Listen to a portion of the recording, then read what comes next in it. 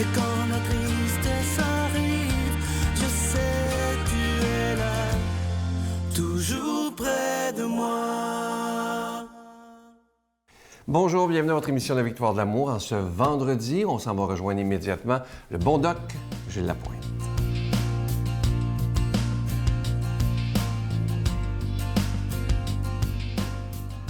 Bon matin tout le monde, j'espère que vous allez bien. J'ai fait en octobre et en novembre dernier deux retraites. C'est la première fois que je le faisais parce qu'on m'a demandé de prononcer une couple de conférences et je veux saluer les gens qui étaient présents. Et j'ai passé deux superbes de belles fins de semaine. J'ai beaucoup apprécié mes 2 fins de semaine avec les gens. Pourquoi? J'ai été impressionné. Et lorsque je vous dis, heureusement, il y a encore du bon monde dans le monde. Il y a encore du bon monde. Et puis heureusement. C'est vrai, heureusement. Et ce qui m'a frappé le plus, et je l'ai dit aux gens, c'est l'espèce de sérénité qui existait durant ces 2 fins de semaine-là, de la sagesse des gens avec des valeurs, des croyances, et des gens avec de la foi. On a beau dire ce qu'on voudra, mais c'est important. Et on pouvait ressentir et percevoir tout ce que ces gens-là voulaient apprendre. C'est des gens qui voulaient évoluer, des gens qui étaient là pour connaître des choses. Et puis, il y avait même des jeunes adultes, beaucoup de jeunes adultes. Ça aussi, ça m'a impressionné. Alors, il y avait une atmosphère de calme, une atmosphère de paix qui a régné toutes les 2 fins de semaine auxquelles on a participé. Et c'est pas des gens capotés, puis des gens sautés, puis un peu comme on dit chez nous au Nouveau-Brunswick, sauter dans le crinque, là. Non, pas du tout. Des gens terre à terre, des gens avec énormément de bon sens et des gens qui étaient là pour apprendre des choses, comme j'ai mentionné. Et des gens qui étaient là pour évoluer et s'éloigner d'espèces de vie trépidante de la société hyper stimulée, comme j'appelle souvent, manipulée et souvent déséquilibrée. Ces gens-là étaient là pour faire un ressourcement. Et c'est ce que j'ai énormément apprécié. Et des gens qui n'avaient pas peur de faire un examen de conscience. Et je le dis souvent, ce qu'il y a de plus difficile au monde, comme disait le Père Claude, c'est d'être capable de se regarder dans le miroir. Alors, ces gens-là, qui étaient là présents, n'avaient pas peur d'être là pour se regarder un peu dans le miroir et puis de se voir tels qu'ils sont. Et je pense que c'est une des choses les plus importantes qu'on peut remarquer.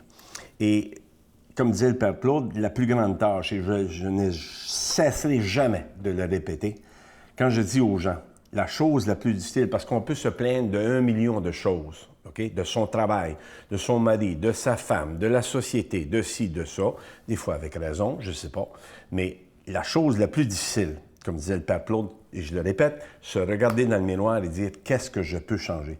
Alors, ces gens-là étaient là pour justement changer des choses. Et naturellement, peu de gens le font. Pourquoi?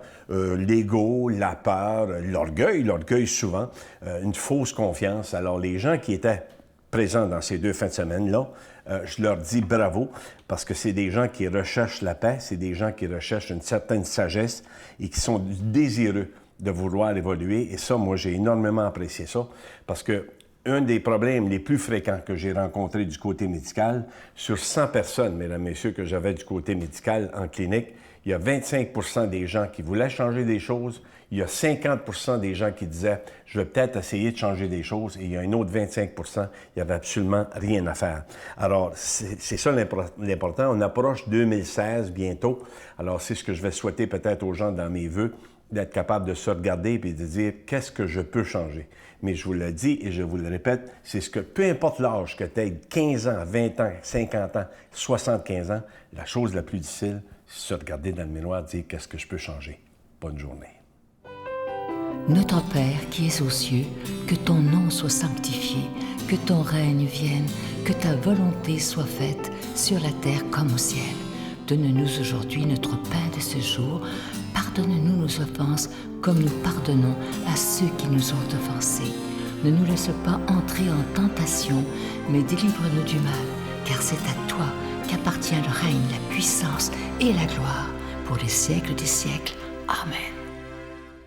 Très heureux de vous parler de ce beau cadeau du mois. Il s'agit d'une belle exclusivité de la Victoire de l'amour. On avait demandé à ceux qui fabriquent les cadeaux quelque chose d'original qu'on ne voit jamais nulle part. Et on y est arrivé. C'est une exclusivité faite sur mesure pour nous. Vous le voyez à l'écran, Sœur Angèle le porte fièrement. Il s'agit d'un collier avec une croix et noué par un ictus, plaqué argent et orné de petits zircons bleus. Évidemment, ce collier, il est déjà béni. Je sais qu'il y a des gens qui voudront aussi recevoir l'ange de Noël qui, cette année, est absolument magnifique. Il est plaqué argent et orné de zircon également. Il est déjà béni aussi. Alors, si vous en voulez un cadeau, c'est avec un don de 25 $. Si vous en voulez deux, avec un don de 40 $. Et moi, je vous remercie de tout cœur de votre don spécial en cette période de Noël. C'est ce qui nous permet d'annoncer la parole de Dieu. C'est une façon de dire au Seigneur, je te fais un cadeau afin que ta parole soit annoncée et on en a bien besoin dans cette période difficile de l'humanité.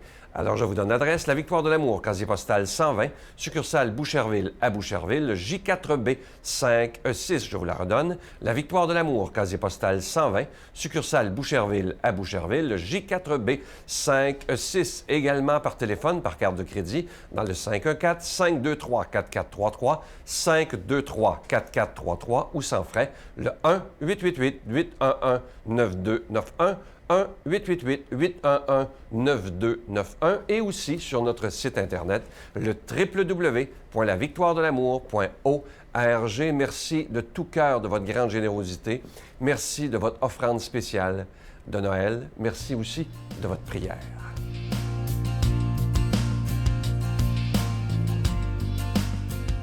Mon Dieu, donnez-moi la sérénité d'accepter les choses que je ne peux changer, le courage de changer les choses que je peux et la sagesse d'en connaître la différence. Amen. Aujourd'hui, la parole de Dieu sera proclamée par quelqu'un qui est avec nous depuis les tout débuts, les tout premiers balbutiements de la Victoire de l'Amour, l'abbé Donald Thompson.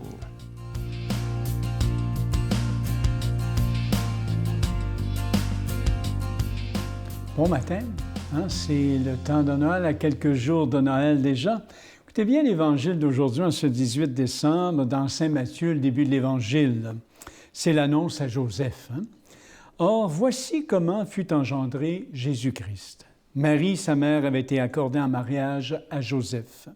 Avant qu'ils aient habité ensemble, elle fut enceinte par l'action de l'Esprit Saint.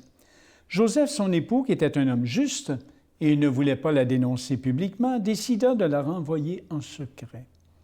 Comme il avait formé ce projet, voici que l'ange du Seigneur lui apparut en songe et lui dit, « Joseph, fils de David, ne crains pas de prendre chez toi Marie, ton épouse, puisque l'enfant qui est engendré en elle vient de l'Esprit Saint. Elle enfantera un fils, et tu lui donneras le nom de Jésus, c'est-à-dire le Seigneur sauve, car c'est lui qui sauvera son peuple de ses péchés. Tout cela est arrivé pour que soit accomplie la parole du Seigneur prononcée par le prophète. Voici que la Vierge concevra, et elle enfantera un fils. On lui donnera le nom d'Emmanuel, qui se traduit « Dieu avec nous ». Quand Joseph se réveilla, il fit ce que l'ange du Seigneur lui avait prescrit. Il prit chez lui son épouse, mais il ne s'unit pas à elle, jusqu'à ce qu'elle enfante un fils, auquel il donna le nom de Jésus. Vous voyez, on a ce matin un évangile, on est près de Noël, on appelle ça dans la lignée de David. Je cite seulement un verset. « Joseph, fils de David, ne crains pas de prendre chez toi Marie, ton épouse, l'enfant qui est engendré en elle vient de l'Esprit Saint. » Vous savez que nulle part ailleurs dans les évangiles, la figure de Joseph nous apparaît-elle à la fois plus belle et plus impressionnante que dans l'extrait d'aujourd'hui. Elle est belle par l'humilité et la grandeur de cet homme. Joseph, c'est un homme juste, dit l'Évangile. Ne pensons pas tout de suite à une espèce de rigueur morale. C'est pas ça que ça veut dire juste dans l'Évangile, qui l'inclinerait à ne pas s'allier à Marie parce qu'elle est enceinte. Donc, de ne pas être proche d'elle. C'est une forme de justice morale. Qu'il y aurait là quelques ombres indésirables sur le plan des apparences, s'il fallait qu'il soit avec Marie, des convenances sociales ou d'une pureté légale qui vient du judaïsme. Regardons plutôt que, bien conscient que Marie est enceinte par une intervention qui est spéciale de l'Esprit Saint, comme dit l'Évangile, du souffle de Dieu, Joseph ne veut, si l'on peut dire, marcher sur les brisées de Dieu. Il ne veut pas défaire le plan de Dieu. Au contraire, c'est un homme juste au sens spirituel, accordé à Dieu, croyant. Il se sent indigne de prendre chez lui une personne que Dieu s'est réservée. C'est dans ce sens-là. Voyez-vous? Marie ne lui fait pas honte. Il est intimidé devant l'action de Dieu qui a consacré cette jeune femme. Alors, cette humilité profonde qu'on voit chez cet homme, de la créature devant son Créateur, c'est la marque ici de la véritable grandeur. Voyez-vous la grandeur de Joseph. Dieu l'invite à ne pas craindre de prendre Marie chez lui. Et le fruit qui naîtra d'elle est bien de l'Esprit Saint, du souffle de Dieu. Mais Joseph n'a été choisi pour assurer à ce Fils de Dieu une dimension très importante. On dit de Joseph qui est de la lignée de David. Voyez-vous que le roi d'Israël. Donc, on attendait un Messie dans cette lignée-là. Alors, on peut dire que par Joseph, il sera fils de la lignée de David, la lignée davidique, comme on dit, en tout conforme aux nombreuses prophéties qu'il y a eu dans l'histoire, aux solennelles promesses, aux attentes pieuses du peuple choisi. Donc, de Joseph, Jésus recevra un nom spécial, justement, Jésus, qui veut dire « le Seigneur sauve ». Vous comprendrez que quand Matthieu écrit son évangile, son évangile est écrit dans les années 60, 65, dans ce coin-là, après la mort et résurrection de Jésus. Donc, Matthieu fait une relecture du début de la vie de Jésus à la lumière que maintenant Jésus est Messie, il est ressuscité. Donc, voyez les verbes au futur. Donc, Joseph, qui songeait à se retirer de ce mystère-là, est amené par Dieu à y jouer un rôle important. Père légal de l'enfant, non seulement lui assurera-t-il la protection matérielle, mais le revêtant d'un nom et le rattachant à une lignée ancestrale. De la lignée de David, il permettra qu'on le reconnaisse en Jésus, le promis des nations, le roi d'Israël, l'Emmanuel. Vous voyez le mot Emmanuel, quand on donne des noms, des prénoms aux enfants, Emmanuel, Dieu avec nous. Alors, celui dont l'Évangile n'a pas gardé une parole, Joseph, on n'a pas une parole de lui dans aucun évangile. Donc, voyez-vous, proclame ce Joseph et atteste la filiation de Jésus relié au prophète, à la lignée de David, sa pleine humanité. Donc, l'obscur artisan qu'est Joseph, quel est le message pour nous aujourd'hui? C'est que ce Joseph, qui est un obscur artisan, qui n'a pas un mot dans les évangiles de lui, jette une éclatante lumière sur l'insertion du Fils de Dieu dans notre chair. Et c'est le mystère qu'on va célébrer dans quelques jours à Noël. Dieu a pris forme au cœur de l'être humain. Dieu a pris l'expérience humaine en charge et s'est fait l'un de nous, le Dieu avec nous. Ce grand mystère de Noël qui vient du mot « natale », naître. Dieu est né dans l'expérience humaine, s'est révélé. Alors, voyez-vous la force de notre foi. Alors que ce Dieu d'amour vous bénisse aujourd'hui, vous accorde une belle fête de Noël, le Père, le Fils et le Saint-Esprit. Amen. Bonne journée. Je vous salue Marie, pleine de grâce. Le Seigneur est avec vous. Vous êtes bénie entre toutes les femmes, et Jésus, le fruit de vos entrailles, est béni. Sainte Marie, Mère de Dieu, priez pour nous pauvres pécheurs, maintenant et à l'heure de notre mort. Amen.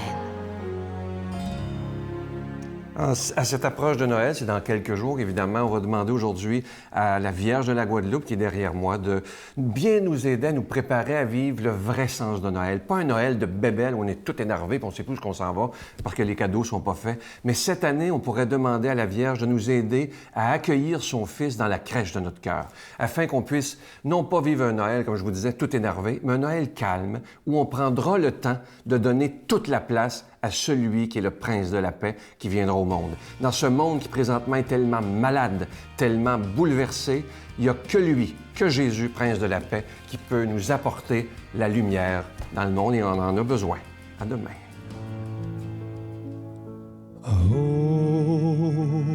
Holy Père, Sainte Nuit, dans le ciel, l'astre luit.